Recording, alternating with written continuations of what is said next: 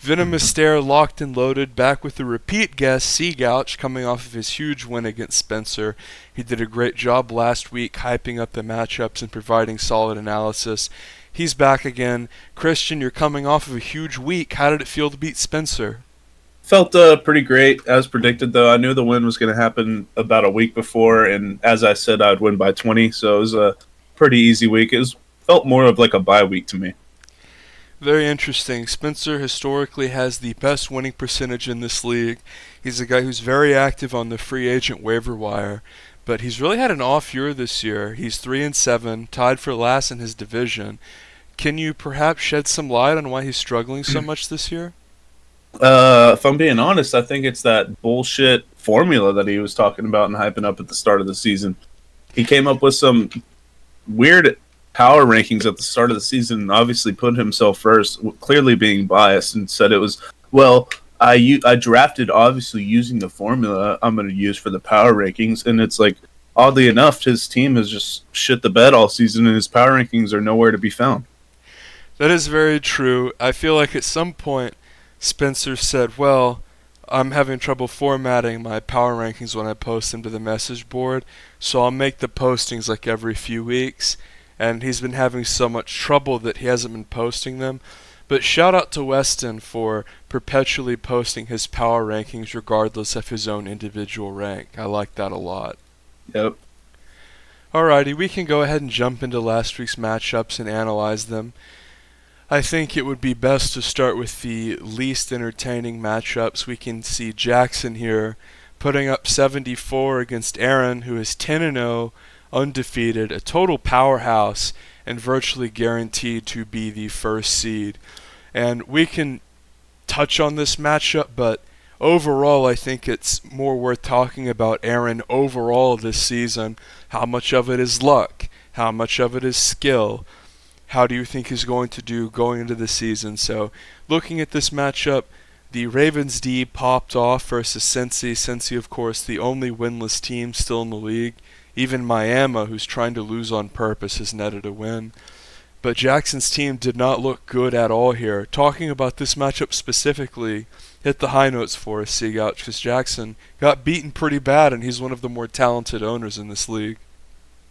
I think this week's more of like how dominant Aaron's team is rather than like how shit Jackson's team performed, because I think Jackson has like overall like a solid team. Like he has Alvin Kamara, Matt Breida, Kenny Galladay, Chris Godwin, which I think is a very solid like core four players. But Aaron's team is like so stacked. Like I wanted Lamar Jackson this year, and he's been like a top 3 quarterback for fantasy. He has Dalvin Cook. He has Todd Gurley as his RB2, but Todd Gurley hasn't really been performing this season. But he also has Tyler Lockett, the number 1 receiver for Seattle, Amari Cooper, number 1 for Cowboys, who are like I think both top 5 receivers for yards on the season. That's he correct. has Eckler at flex. Like his team's amazing. Yeah, I was actually targeting both Lockett and Cooper in my pre-draft rankings, the thought process of which being that they get a lot of targets whenever it matters. They're the de facto number 1 receiver on their team. No one else even comes close. Metcalf with Seattle and Gallup with Dallas. Neither one of those guys are nearly as trusted as Lockett or Cooper, both of which are ranked top 5 in fantasy points. Dalvin Cook has been the bell horse back of a ground and pound defensive based team in the Minnesota Vikings. Gurley hasn't been god tier, but he's been serviceable, and Lamar Jackson is ranked second only to Russell Wilson, and it's by a meager 5 points. So Aaron has drafted a killer team, and I think one thing that's underrated, he has Patriots and Butker, both of which are ranked 1. This is one of the scariest teams fielded in this entire league. If you look at the entire history of it, this probably is a top 5 team in the rich history of this nearly decade-old league. It's actually longer than a decade because it started in '07. Mm-hmm. So Aaron's team is just a powerhouse here, and you have to give credit where credit is due. Yeah, I agree. I forgot he had Patriots D on bench. Like his team really has no weaknesses in it. And I also like the Ronald Jones pickup. I don't know if you got him last week or not, but that's a solid running back to have on your bench right now. Now, if we look at Aaron's bench, I don't really think this is particularly deep. He has Devontae Parker, who's really not all that good, Will Fuller, who is very hit or miss, basically had one good week all year. Ronald Jones is definitely the best player on his bench, but the Houston tight end, Felds, he's been okay. But I don't really think his bench is all that good. But if you look at his starting lineup, he has some real heavy hitters. This is definitely the team to beat going into the playoffs. Do you agree? Yeah, 100%. Okay. All right, so considering that was relatively one-sided, I think that we can move on because Aaron, of course, is going to win his division. This year, there has been a lot more top heaviness in the league. Usually, there is an incredibly tough wild card race going on, but as it stands, the etc. division is locked up, and the division of death is locked up, and really the only question is whether you or me is going to be wild card. So I want to go ahead and jump to your game in which you beat Spencer by a solid amount of points, 97-73. Spencer had Josh Allen popped off, had a couple of rush touchdowns. Josh Allen is a quarterback who is known for being a runner, and I would almost consider him a run-first quarterback, frankly, because you don't see a lot of protection coming from production coming from Josh Allen receivers. Cooper Kupp, goose egg. Josh Brown didn't, 77 yards is solid, but as he was in Spencer's wide receiver 1 slot, and considering Coop got 0, it really sort of enforces that fact.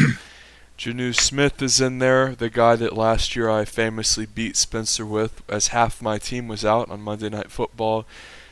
And Saquon Barkley has been banged up, and Latavius Murray really hasn't been getting as many touches as Mark Ingram. This is a guy who a lot of people really expected to do really well, and he's been exceptional the last 2 weeks, but before that he's been relatively awful. So I want you to give your post-mortem thoughts on Spencer's team, because after you beat him in that last week, he's pretty much done. He's 3-7. Yeah, his team's truly a piece of garbage this season. It's amazing that he even has 3 wins to me. I think his only good player is Saquon, especially now that he released Juju, it looked like, before we even played this week, and I scooped him up off the waiver wire, so hopefully he starts playing pretty well going into the playoffs. And that's very true. Spencer recently dropped Juju Smith-Schuster, a guy who in the preseason looked as though he would be top tier, a guy who going into the preseason looked as though he would get all the catches for Antonio Brown. Ben Roethlisberger blew his arm out. The Steelers have looked fraudulent, despite the fact that recently they've actually sort of gotten themselves back into wild card contention, but Juju's been awful.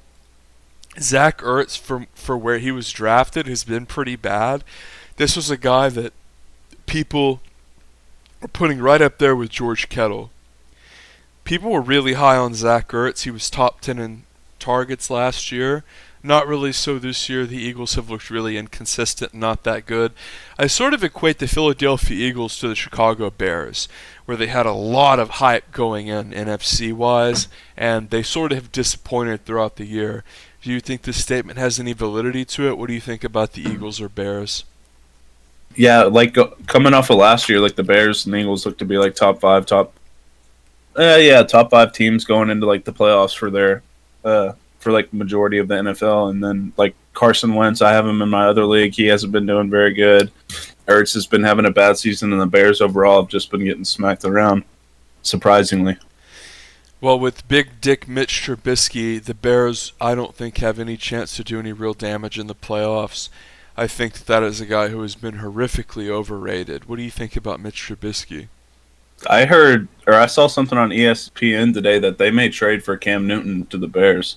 I don't think Mr. Trubisky was very good. I think that could be an upgrade if Cam can stay healthy. That's very interesting because as a Panther fan, I think almost everyone who supports the Carolina Panthers has moved on from Cam Newton. Personally, I moved on from Cam Newton when he gave up that fumble in the Super Bowl and didn't dive after it. But yeah, he seemed scared and doesn't want to make the play to win the game. Well, and for the love of God, it's the Super Bowl and it's best of one. You've got to dive for that ball, especially when you were the one who caused the fumble. Kyle Allen looked solid, and losing against the Packers was more a result of that absolutely atrocious incorrect pass interference call that Aaron Rodgers gets. And even though the Panther defensive lineman that sacked him rolled over as he was falling, Rodgers still gets the call. I want to know what you think about this. I think Aaron Rodgers gets more friendly calls in his favor than any other quarterback in the entire league. I would say him or Tom Brady. I think overall, like the quarterback hits this season have been like complete bullshit. Like you'll see some hits from like last season. Remember Clay Matthews like fell into the quarterback and his arm like hit him in like the waist. Yes. And they threw a pass interference call on him. Like it's a fucking joke. Like you should be able to hit the quarterback. Do you think that there is, not just with the quarterback, but overall there are way too many flags? Because anytime I see a big hit, that my first thought is they're going to throw a flag. I can't even really enjoy it. Whereas in the early and mid 2000s, when someone would get lit up, that would be the entire highlight of the game. That would be the best part of the game when someone really took a big hit, whether it be a receiver coming over the middle or a running back. Do you think that they are calling too many penalties these days? Yeah, I think overall, like the leniency on big hits have just been like chopped down to nothing. Like they're just like wanting to protect the players, but it also like takes away from the game. Like it's a physical game; people are gonna get hit. I totally agree, and I think that the most consistently egregious of these calls, if we're not looking at strictly the quarterback position, it's if a receiver gets hit very hard from a linebacker or a safety and they writhe around on the ground for a couple of seconds after receiving the hit. I think that frequently, even if the hit was completely clean, right to the chest, no head involvement, no knee involvement, no defensive receiver, that flag will get thrown just because the guy seems like he's hurt. Yep. I think it's stupid. I think that makes the game way less fun to watch because it takes the most exciting moment to a moment where you're sort of holding your breath and rolling your eyes at the same time. You're like hoping you don't get. Yeah, you're hoping you don't get like the flag that could potentially cost the game. Well, if it's your team on defense, you're thinking, "Oh God, where's the flag? They're gonna throw it." And if it's your team on offense, you're thinking, "This shit gets called all the time. Where's the flag? Throw the flag. He hit the shit out of him. The guy's fucking on the ground, writhing around." Yep. Alright, so you take down Spencer in one of the best rivalries in the entire league. And now we can move on to a relatively inconsequential matchup. The new guys versus For Whom the Bell Tolls. We don't have to spend a ton of time on this. Sam's team, as I predicted right after the draft, is not very good. And for whatever reason, Sam can't seem to start the right people. You know, he benched Christian Kirk this week, who got 31. Sam Darnold outperformed Jared Goff. Jared Goff's been a bust. I can't imagine starting Jared Goff at this point. To me, I look at Jared Goff, look how bad he was his rookie year, and sort of look at the Rams overall and acknowledge how much they have fallen off and how sort of gimmicky Sean McVay plays and how he's seemingly been figured out. Goff has had several horrific starts this year. He has been wildly inconsistent when you consider how many offensive weapons he has and considering they're the NFC champs. So it blows my mind that he didn't start his other quarterback here, Sam Darnold, playing the notoriously soft pass defense of the New York Giants. Yeah, I predicted like going into the season that Jared Goff would have a good year just because how good the Rams were last season. But they've also been like on like the Chicago Bears type shit. Like they're just like playing horrible this season. It's like it's weird how teams will do that. They'll be so successful one season and make like little to no changes, and their team just like completely shits the bed the next season. Yeah, I think that has a lot to do with the fact that the NFL is a copycat league. A lot of these guys see something successful and just copy-paste it. And another noteworthy thing is David Johnson having -1 here. He coughed it up early, and he just looked terrific. This is a guy who, for the last few years, has been touted as top tier. He's been touted as a guy who is one of these first-round worthy picks.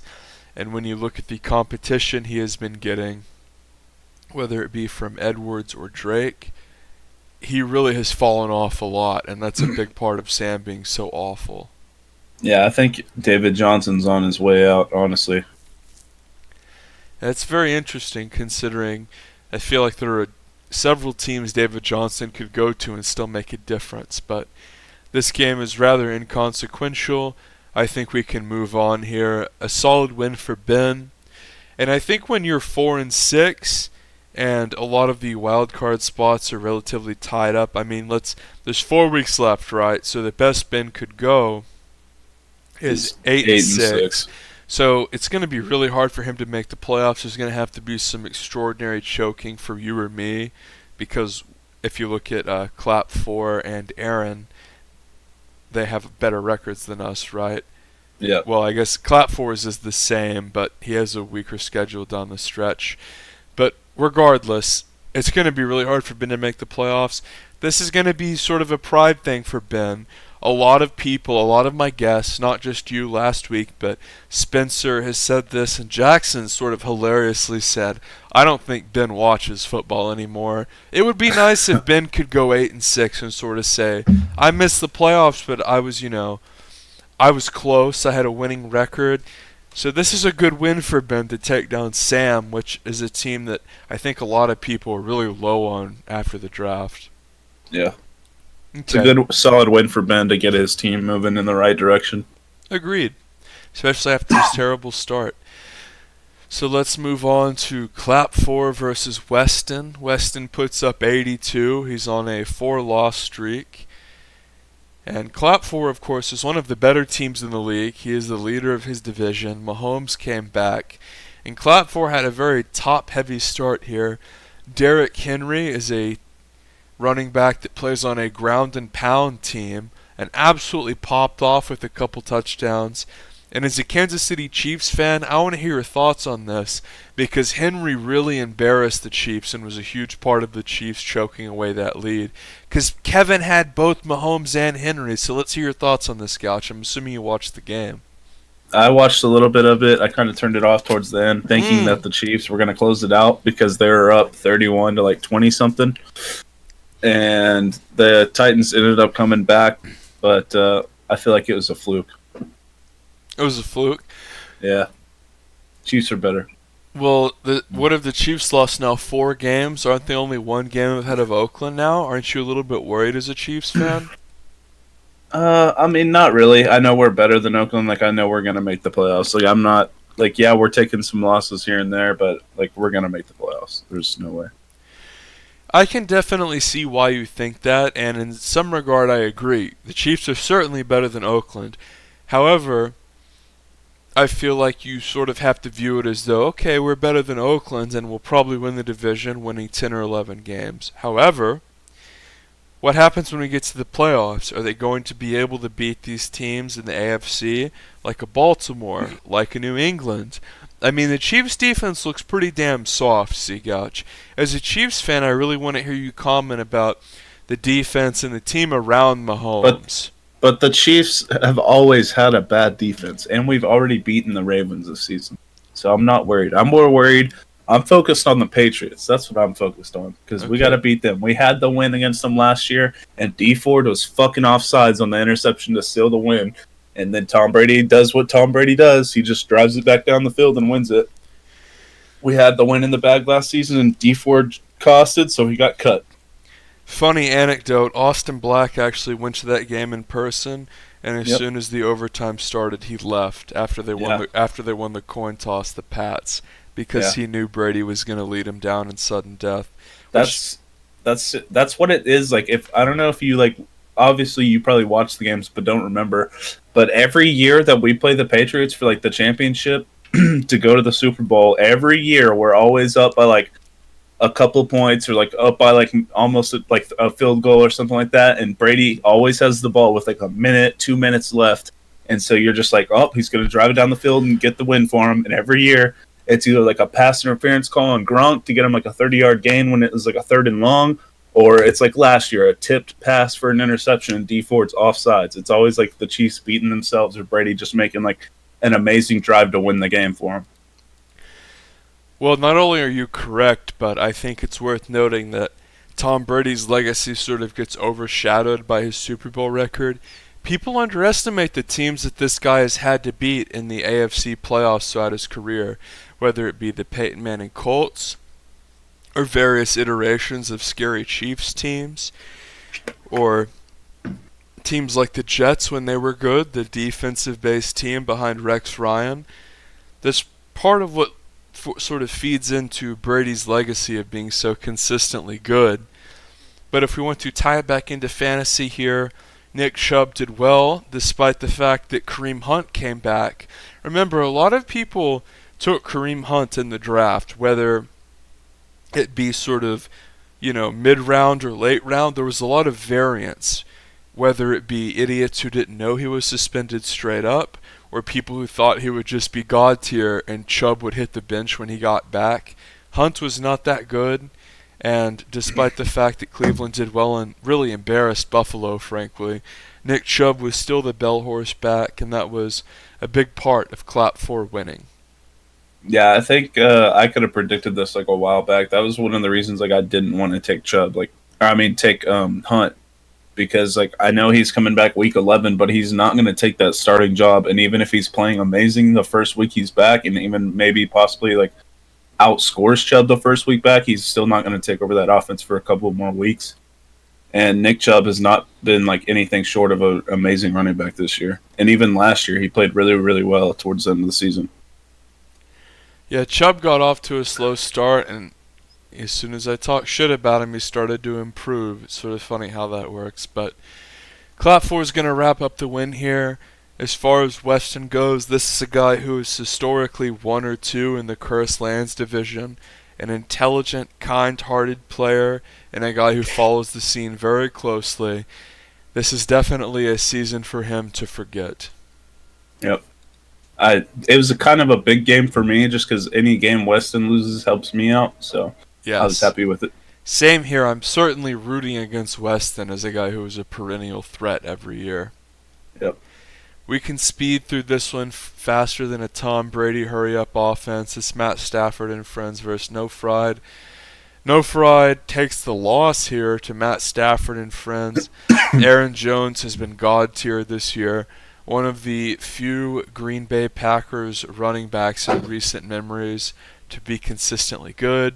He got 3 touchdowns, pretty much solo carried the game for Lilly. Yeah. It's a shame that talent of a fantasy player is such a waste on Lilly's team. Agreed, and I think the fact that Lilly flipped the Odell Beckham coin really bit her. And overall, she's not a very active owner. Joe Mixon, if you look at the draft this year, was probably the most overdrafted player. People were taking him in the early second. He was sort of the guy that would always fall to the second and that people would get trapped into taking. It's probably him or Todd Gurley, who if you got, if you were the 10th, 11th, or 12th pick in your league, and maybe you got a receiver like a Julio or an Adams or a Thomas, and you thought, well, I need a running back now. Oh, Joe Mixon. Gio Bernard's not going to take his carries. Well, A, Joe Mixon's not very talented, and B, the line for the Bungles is god-awful. Remember, the Bungles don't have a win, and they're ostensibly trying to win. And this was a team in the past that was never good, but could go 6-10 and could have some productive pieces like AJ Green. This is a really terrible time to be a Bengals fan. What do you think about the Bengals? I think really the only player worth drafting on that team is AJ Green when he's healthy, and even then, like he's constantly getting hurt. I typically try and stay away from the Bengals. I almost drafted Joe Mixon this year in my other league just because there was so much hype around him, but I had to go with the upside of Dalvin Cook, and it paid off for me. So this was a guy that was projected a very high amount in the preseason and during drafts, and he's been a huge disappointment.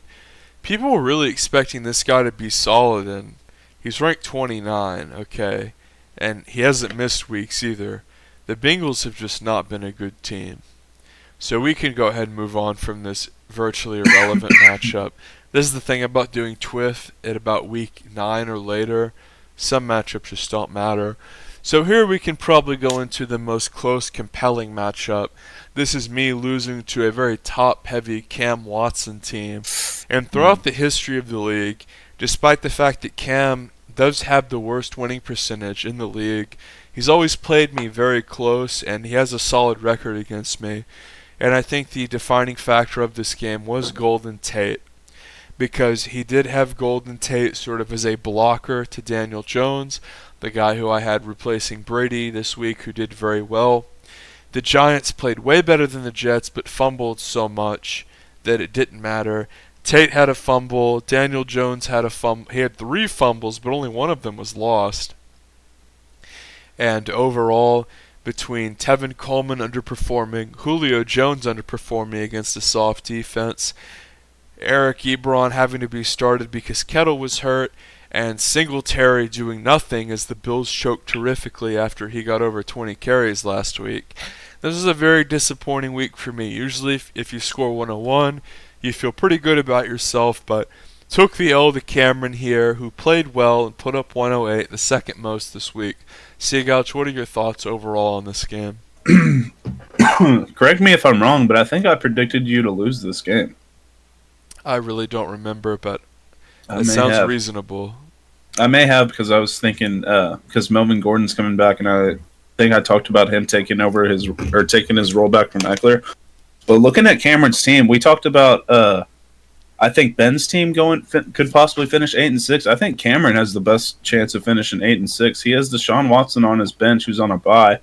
Then he would have Melvin Gordon, McCaffrey, Golden Tate, and T.Y. Hilton. Probably not this week, but next week coming back. I don't know. His team could be if one of us starts slipping up, or even Kevin starts slipping up, Cameron could possibly take the wild card spot. Cameron's team is just so shallow, and he seems to have the absolute lowest understanding of free agents. That's the thing that really holds him back. And I remember at one point this year, Cameron told me, yeah, I keep losing games by 8 to 10. I'm so unlucky. And I look at his receiver too, his flex, his tight end, and it's like, yeah, you're losing games from 5 to 10 points every week because you don't have any depth. Like the bottom half of your lineup is really bad, and everyone on your bench is not any good either. And even this game, if you look outside of his top 4, they're all below 10. Yeah, And he needs to hit the waiver wire because I got Randall Cobb last week and Deebo Samuel this week and Juju Smith-Schuster this week off the waiver wires for receivers. Like, if he knew who to pick up off waivers and could even I don't even know if it's necessarily not him knowing, but it's also a lack of caring. Like, he probably doesn't even give a shit about the waivers. Like, he just drafts his team, maybe sets his lineup, and even I know last week we touched on he'll play some people on buys. So I don't know. I think it's a lack of effort on his part on the waiver wire pickups because there's definitely receivers there. Like the 3 players I just touched on have been really really good for me on the waivers. So.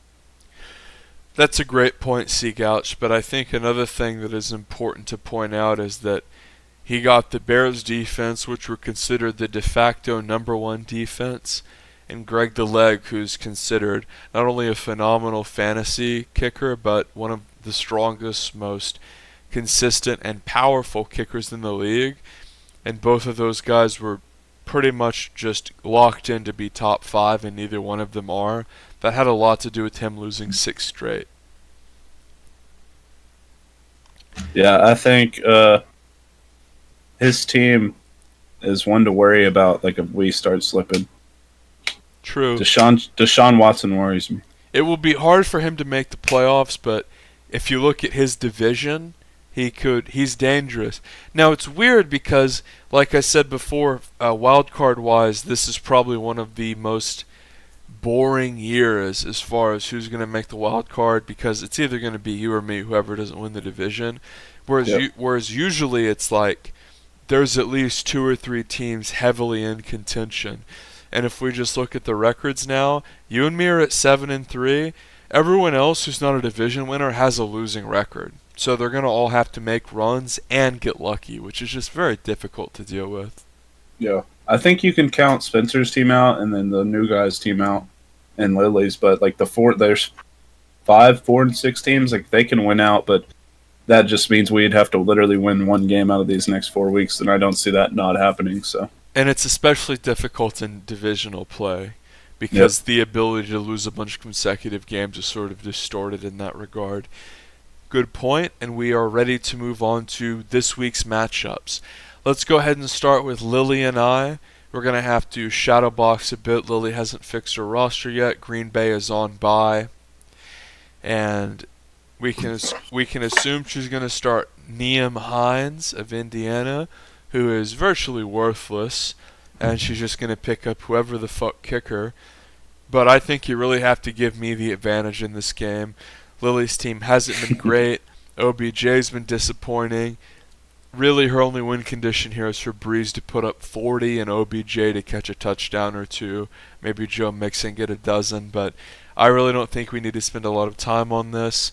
My team doesn't have any injuries, really, and I think that they're got to be the favorite going against Lily's team here with Aaron Jones on bye. Yeah, I definitely agree. We don't really need to talk about this game much. You're going to destroy her whether or not she subs a running back and like a god tier kicker in, regardless.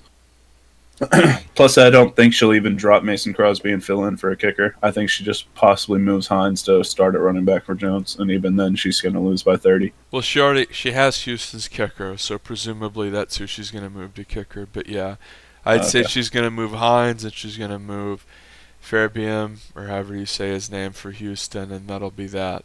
Alright, let's move on. There's not much sense in wasting time with these awful matchups.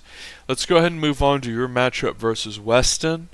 I think that if you beat Weston here, it's the nail in his coffin, and it puts you in a phenomenal position, virtually a clinch.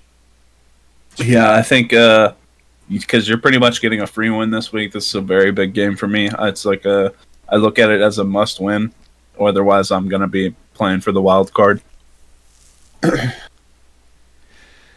Yeah, you have Kyler Murray playing an incredibly stout San Francisco team, although Derek Carr does have a weak matchup versus the Bungles. And then Josh Jacobs, who has been very good, versus Sony Michel. James Conner versus Zeke. I think that James Conner being bad, I mean, he's ranked 15, so he's not awful, but he took him very, very highly, did Weston. And Weston's running backs have actually been decent, but you look at his receivers, Calvin Ridley, the second option for Atlanta, and Scary Terry on what is, but he's talented and he's a huge part of their offense, but the Redskins are a fucking joke, and he has Haskins throwing to him, who I don't think Haskins has thrown a touchdown all year. He also looks lost all the time. So that's and then Jamison Crowder, who Weston, for whatever reason, didn't play last week versus the Giants. If you're going to roster Jamison Crowder, play him versus the fucking Giants. Not only are they terrible, they have a soft-ass passing defense. I don't know why Weston didn't play him. Makes no sense at all. So, I don't know why the hell he's going to play Crowder versus, Chicago. Woods is playing Chicago. Give me a break. I like the Jamison Crowder pickup. Really? Yeah, I got him 2 weeks ago in my other league, and I was smart and started the waiver wire pickup at my flex, and he's gotten like 16 points a week in the PPR league, and he's gotten 14 the last 2 weeks. So I think Weston's like, oh shit, he's gotten 14 these last 2 weeks. I better start him, but I don't think he's going to have a good week this week. I would start Woods over Ridley, frankly. Yeah, I would start. Over Calvin Ridley, I don't know. I'd start him over McLaren. Yeah, no, that's even better, honestly, even though they're playing the Jets. The Redskins are just so awful. When the Redskins had the Abilene native, Case Keenum, out there, it was sort of like, well, they're not... kind of root for him. Yeah, it was like, well, they're not great, but they're serviceable. Like, they have this younger quarterback who is, like, average, maybe a little below average. When they're starting Hoskins is awful. He looks like he's still playing in college. He's just clueless. And when I look at your team, you're going with Juju this week versus Cleveland. You've got Murray and Zeke. I just really don't see how you're going to lose this, honestly. I think that I give you the edge here. Yeah, I'd give myself the edge as well. Like, my team, like, the lineup, just eye test is way better, but I'm only predicted to win by 2, but predictions on here are pretty shit, so. Yep. And you still have Freeman on your bench. He's hurt, so I can't even start him. Is he still hurt? I think he got hurt this past week. Okay, fair enough. Alrighty, let's move on to Spencer versus Clap4. And Spencer could... If we're looking in terms of interesting playoff scenarios, Spencer needs to win this game. but it's going to be very hard starting Darius Geis and Brian Hill. Yeah, I think he's already out. Like, there's no way. Because he already has 7 losses. He does have 7 losses. Tyler Boyd has been a huge disappointment considering how awful the Bungles have been.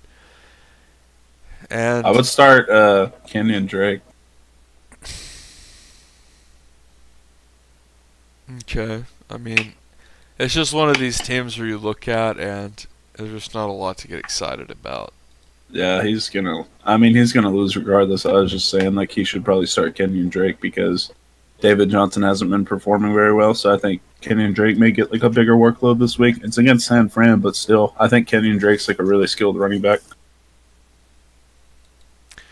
Yeah, and I can't. Cooper Kupp got 0 last week, and no, he didn't get hurt.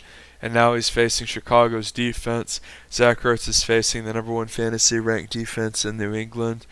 It's hard to see how Spencer wins with his best receiver and his top tier tight end, both in for a bad matchup and both of his running backs being underwhelming. With Barkley on bye too, it's not even like he's starting Barkley or he's benching Barkley because he's been banged up and ineffective. And the Cowboys are facing off against the Detroit Lions, who I can check on Matt Stafford, but he missed practice and he looked pretty bad. He had a somewhat severe injury. I mean, he had broken stuff in his back. That's pretty goddamn severe. Yep. So I think the Cowboys will actually do well as far as Maher and their defense goes.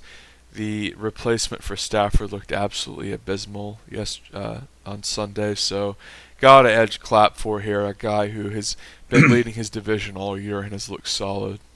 Yeah, definitely can't root against Patrick Mahomes. So if I don't win the Super Bowl, I hope the commish wins it, because I feel like he deserves a little bit of credit for commissioning the league so long. And furthermore, he is always sort of an interesting, unorthodox drafter. Yeah, he took Mahomes in the first this year, and I was like, "What the fuck is he doing?" I mean, his team's playing well. So that was in like the 6th pick. That broke Ben's brain. Like Ben was gonna take Mahomes, and that like fucked him up mentally so bad. He like took Aaron Rodgers, and that was like season defining. Yeah, I don't know why he did that. Rodgers had he's had such a bad season, but like you can't really predict that for Aaron Rodgers. But I would never touch a quarterback in the first round. Well, Rodgers was terrible. When you can get Rodgers was terrible last year and had a new coach, so if he was going to have a down year, it was going to be this year. But you know what, man? Like, I feel like Ben just didn't have a backup plan. Like, Ben was going there thinking, oh, like no one else like Austin Black's on this league. No one else like went to Tech in this league. He's like, I'm gonna have the #1 quarterback for the season. I'm gonna get, even if he was the 12th pick, he thought he was gonna fucking get him. Yeah. So I would expect that as well. But I don't know. I don't like taking quarterbacks early, especially when I could get like Lamar Jackson. I was gonna take Lamar Jackson, I think, in the 8th or 9th round, and then Aaron got him like literally 5 or 6 picks before me. So when you can get like a dual threat quarterback like that for fantasy that late in the draft, I think it's just a wasted pick taking like a quarterback in the 1st or 2nd round when you can get like a god tier receiver or god tier running back. I totally agree, and I think that oftentimes taking a quarterback early, no matter how good they are, really hurts your depth. Yeah, but I also agree. I do want to see Kevin win a Super Bowl before I die, so hopefully it happens. It would be nice. He's certainly an amiable figure. Yep. So do we have any matchups left to cover? Jackson. All right. We have Jackson and the new guys, 2 somewhat struggling teams. Jackson really has to win here to have any hope. And I do favor him. David Johnson looked atrocious last week. Donald does get to play Washington, which is nice. And Mike Evans is playing a relatively soft New Orleans defense, although that didn't work out for Julio last week. Godwin's playing a pretty weak defense as well for Jackson. I think Galladay is going to get at least 10. Chimera will probably have a good week. Fournette's playing Indiana. I think you've got to give it to Jackson here. Yeah, Jackson's team is definitely a lot better. I feel bad for him on the Chimera pick because he's not even a running back 1. He's ranked 14. Yeah. Who would have thought? Would you have guessed that Fournette would be ranked higher than Kamara this No, late in the because season? but the thing about Fournette is Fournette has actually stayed healthy, Yeah, which is like you've never hear that for Fournette, but they can't punch it in. The Jaguars' offense sucks, and Minshew will get a couple touchdowns, but even though they give it to him a lot, he doesn't punch it in. Which in fantasy, it's you'd almost rather have a running back get like 80 yards and a touchdown than 120 yards and like no TD. Yeah, because the touchdown is just way more valuable than yards. Like if you look at what you expect from a running back, a lot of times eight or better you can make it work. Oftentimes, obviously 8 isn't great, but if they get 8, that's sort of like the floor. And a touchdown's 6, so if they get they're always pretty much going to have at least 20 yards if they get a touchdown. And it's real easy to get 40 yards and a touchdown, which is 10 points, but you can sit there and get 20 carries and rack up 75 yards on 20 carries, and if you don't have a touchdown, it's less than 8. It's disappointing. So touchdowns are really what it's all about. If you look at Fournette as like a bell horse back of a run-first team, Jamal Williams is the number 2 back of a pass-first team, and because Williams gets touchdowns, he's playable. And obviously, he's not top 10, but that just illustrates the point of how good the touchdown is. But yeah, I think 100% the edge is for Jackson this week. He's going to win by 20, so agreed. Good win for him. All right, what else do we need to cover? Nobody, I don't think. I think we're good as well. Did we talk about Spencer's dog shit team? Yeah, we did against Kevin. Yep. Fucking trash, dude. All right, so let's go ahead and talk about the divisions before we sign off here. Now, as I have stated multiple times throughout this video, this is somewhat different when you look at the divisions. Aaron is virtually untouchable. I think if you look at it, it should show it in the divisions, but it doesn't.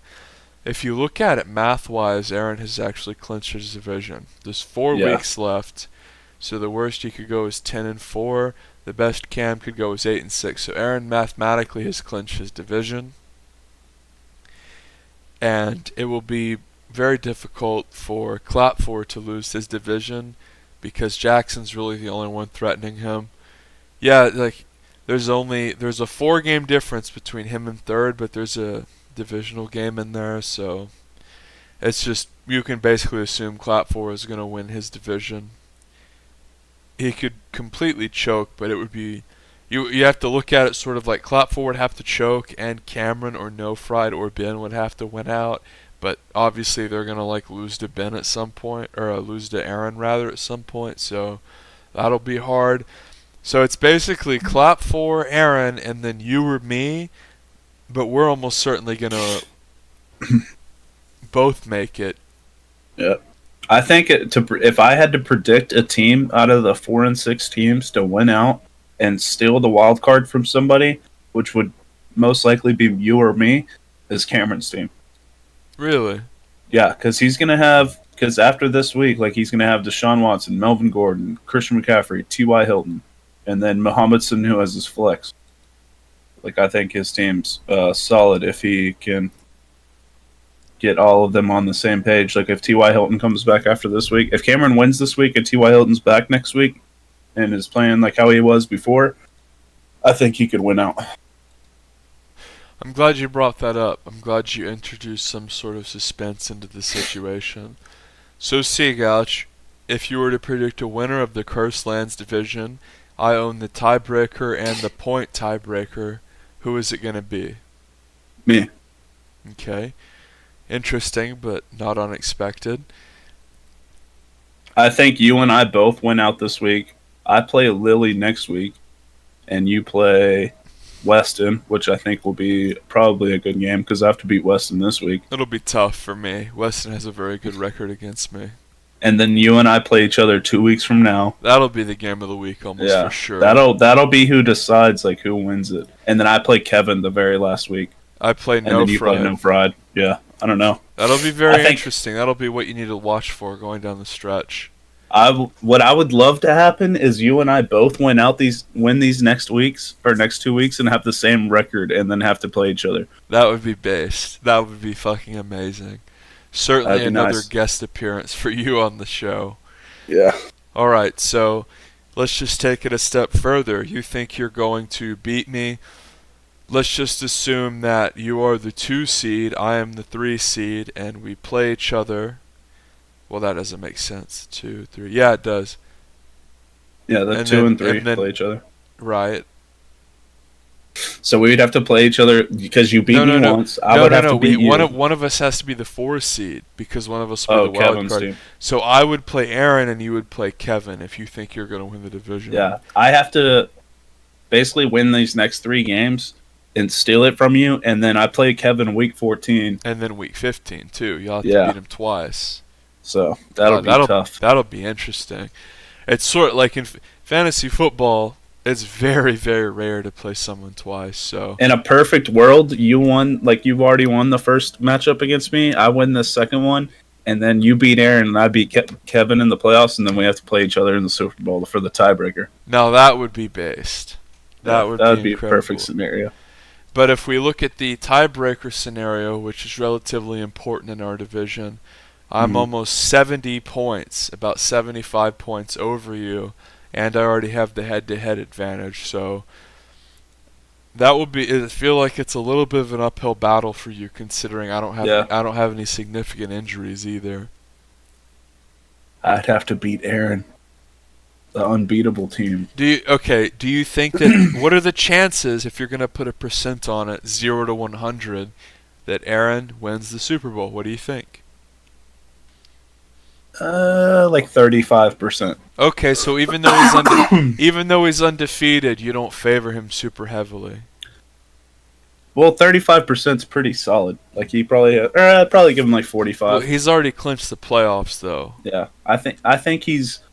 What I don't like is he hasn't suffered a loss yet. Like typically, when you have a dominant team such as his, you take a loss at some point and you face some adversity, and you get it out of the way. That's what I like to do. Like if I was him in 10-0, I'd like to lose like like 2 of these next 4 games, like 2 or 3, and just be like, all right, I got the losses out of the way because he's gonna lose at some point. Because we've never seen an undefeated team win the Super Bowl. Jackson was 14-0 last year and lost. That's true. And Disco was, I think, was undefeated, and I beat him in 2011. Disco had lost 1 game, if I recall correctly. He had lost to Aaron in the regular season. But regardless, your point still stands. Aaron's team is just very, very powerful on paper, but I feel like the depth could come back to bite him in the ass. Like he has, I don't know, maybe his someone team big has goes no down. holes. Well, the hole is in the bench. Like if you look at the starting lineup, it is stellar. It's undeniable. But if Aaron's weakness has always been his free agent pickups and his midseason managing. He's always been a good drafter. So I think if he takes a couple of hits here, that could actually expose some of his weaknesses. But he looks very scary as of now. I think I agree with that a lot too, because like my bench is like super solid. Like my waiver wire pickups these last couple of weeks are gonna make or break my team. Interesting. Because I got Debo Samuel, who I think is really good. Randall Cobb had a really solid week last week. 16 points whenever I picked him up off the waivers, and then I just got Juju off the waivers as well. Who's going to win the NFC East?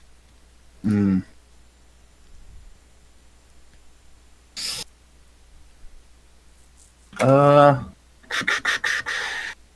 don't know.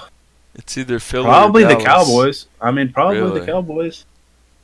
Damn. Philly's been kind of disappointing. Yeah, but Dallas has been hella disappointing. Well, Dallas has been really Zeke's been letting me down all season for drafting him at number 4, or not necessarily letting me down, but not doing what I expected of him. So it's like I gotta pick the Cowboys because I gotta root for Zeke. It's crazy to me how quick Zeke is to quit. This is a guy who it seems like he can have a little bit of bad luck and he just gives up quicker than almost anyone I've ever seen. Man, it's crazy. Alright, well, we are going to end this episode of TWIF, and the last words of this video will be that John Rocker was right about New York. Have a good day, guys.